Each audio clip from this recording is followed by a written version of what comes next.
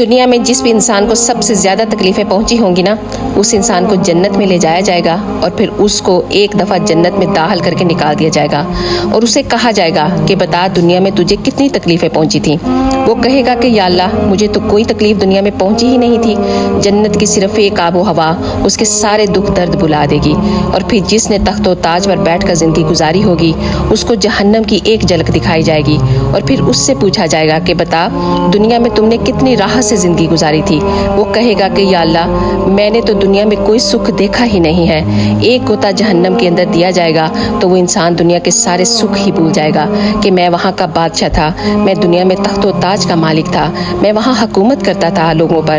اس کو اپنی ساری باتیں بھول جائیں گی۔ اب آپ بتائیں کہ اللہ کے حضور ہم نے حاضر ہونا ہے یا پھر اس دنیا فانی میں کھو کر ہی رہ جانا ہے؟ پلیز کامنٹس کر کے مجھے اس کے بارے میں ضرور بتائیے گا۔ جزاک اللہ خیر۔